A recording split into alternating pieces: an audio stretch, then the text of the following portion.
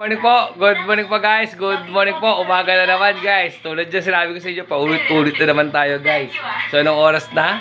Time check, 9:30 guys, si Inday nandito na guys. Dumating siya kagabi guys.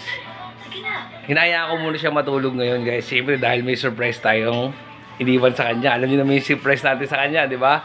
Yung surprise natin sa kanya, ito. Ito. Surprise! Surprise, motherfucker! Di ba? So, pinalalakas muna natin yung kanyang katawan. Ayun siya, oh. Tulog. Oh, ayun, oh. Tulog pa. Ito yung surprise, oh. Yung ano, yung nakakanong surprise. Ayun, oh. Man. Sweet na lang pa siya, oh. Oh, boobs, boobs. Ooh. Surprise!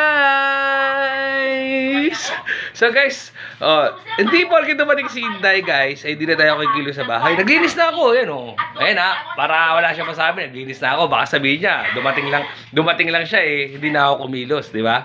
Malinis na bahay guys. Saka nagluto na ako ng paninda ko guys. Ayun oh. Ayan o, nagluto na ako, mainit pa yan. So talagang umuusok pa yan guys. O, ready na lahat, ready na lahat. O, at least gumising man siya, okay na. Ang gagawin na lang niya, o, ready na lahat, rice. Ready na lahat. O, ayan ha. Sasaing na lang siya. O, hindi kigisingin na rin yan guys eh.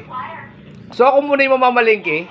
Mamamalengke muna ako ng iba kasi may mga kailangan tayong bilhin na iba. Siyempre, food trip. Tapos, meron ako natanggap na blessings yata. Naganda gising ko guys kasi nag-text yung aking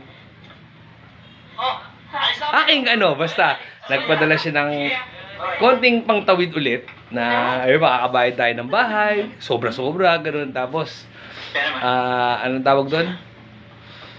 Dadaan na naman sa palad natin yun, syempre. Hindi guys, sabi ko nga sa inyo, di ba, ang pagpapahinga kapag ka may mga sa pag-grind ay kapag ka mayroong